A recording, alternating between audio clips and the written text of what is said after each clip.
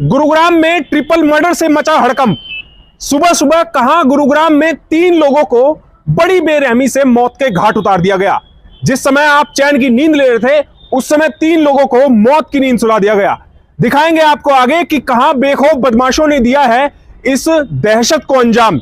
नमस्कार, मैं हूं सुनील यादव और आप देख रहे हैं गुरुग्राम न्यूज। गुरुग्राम में आज सुबह सुबह 3 लोगों को उस वक्त मौत की नींद सुला दिया गया जब पूरा गुरुग्राम शहर चैन की नींद ले रहा था। गुरुग्राम के दिल्ली गुरुग्राम एक्सप्रेसवे के पास सेक्टर 31 पर सीएनजी पंप के 3 कर्मियों को चाकुओं से गोदकर बड़ी बेरहमी से मौत के घाट उतार दिया गया।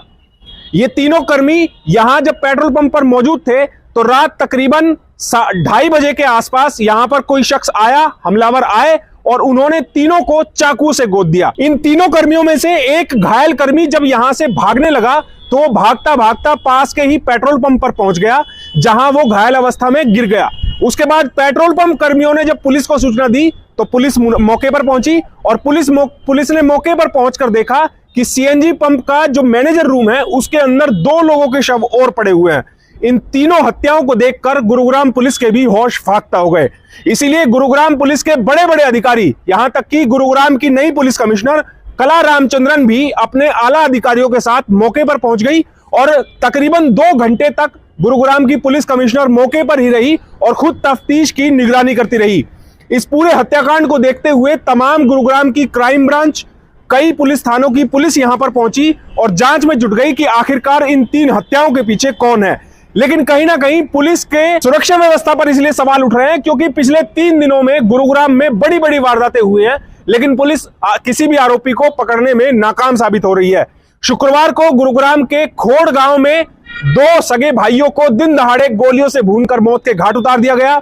शनिवार को हमने आप लोगों को दिखाया कि बाबूपुर के सरपंच को घर में घुसकर गोलियां मारी गई और आज सोमवार सुबह सुबह ही गुरुग्राम के सीएनजी पंप पर 3 लोगों को मौत के घाट उतार दिया गया। तीनों मरने वाले लोगों की पहचान हो गई है, जिनमें से एक मैनेजर है सीएनजी पंप के जिसका नाम पुष्पेंद्र है। इसके अलावा भूपेंद्र कुमार जो कि ऑपरेटर है और एक फिलर मैन है जिसका नाम नरेश कुमार है जो कि इसी पंप पर काम किया करते थे। क्या कौन है? सर मेरा भाई है सर। अच्छा, यहाँ काम करता था? सर यहाँ ऑपरेटर ही करता था, सीएनजी ऑपरेटर। क्या सूचना मिली तुम्हें, क्या जानकारी? सर हमें फ़ोन आया कि कुछ हो गया है, फ़ोन करके देखो। अच्छा। सर हम सो रहे थे। सर कॉल करी तो इसने फ़ोन नहीं उठाया, हम डायरेक्ट यहीं आ गए सर। फिर अच्छा, तो यहाँ देखा तो भाई हमारा उस साइड पड़ा था, उसके चक्कू लगे हुए हैं यहाँ कर शरीर में। अच्छा। और दो बंदे होने वो भी जान से मरे पड़े। एक फिलर है, एक मैनेजर है और वो ऑपरेटर था। तो पुलिस ने क्या बताया? किसने सर कुछ नहीं बता रहे, पुलिस वाले बात ही नहीं करने दे रहे, ना कुछ बता रहे, पूछ भी रहे उनसे कुछ। क्या नाम था तुम्हारे भाई का? भूपेंद्र कुमार। सर 21-22 साल का था सर। कहाँ के रहने वाले हो? सर बुलंदशहर के, गांव ढगरौली, खानपुर, कब से जिला काम करते थे बुलंदशहर। तुम्हारे भाई यहाँ पे? 4 साल हो गए सर। तो ये पता चल पाया कि किसने मारा है उसको? सर पता नहीं चला कुछ भी, कोई बता ही नहीं रहा कुछ भी।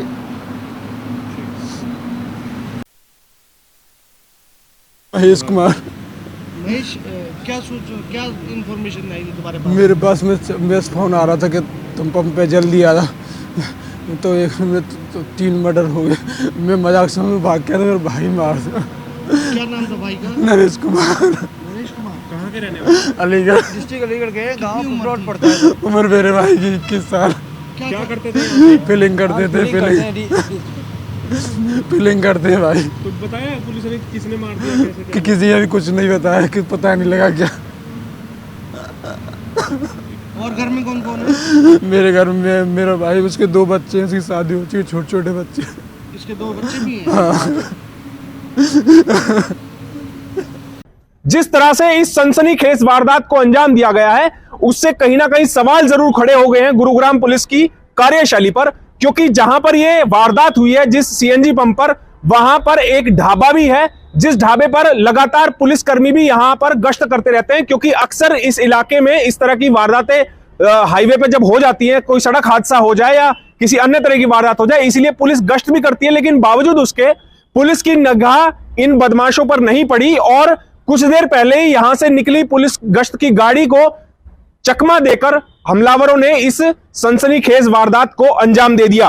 अब पुलिस के सामने सवाल है कि आखिरकार ये हत्याएं किसने की, ये पता लगाए, क्योंकि पुलिस की अगर माने तो पेट्रोल जो सीएनजी पंप है उसके अंदर जितना भी कैश था वो मौजूद है, यानी कि एक बात साफ हो गई है कि किसी भी लुटेरे ने या लूटपाट की वजह से इन तीनों कर्मियों की हत्या नहीं की गई है। दूसरा एक जो पहलू है वो ये है कि पुलिस को यहां से घटनास्थल से कोई भी वेपन नहीं मिला है, यानी कि वो हथियार नहीं मिला है जिससे इन तीनों शख्स की हत्याएं की गई है। और तीसरा एक सबसे बड़ा सवाल जो पुलिस के सामने अब गहरा रहा है, क्योंकि जिस समय ये हत्या हुई उससे कुछ समय पहले ही, कुछ मिनट पहले ही इस पंप के जो सीसीटीवी कैमरास हैं उनको बंद कर दिया गया था, और जब पुलिस यहां मौके पर पहुंची है तो सीसीटीवी कैमरा भी बंद थे।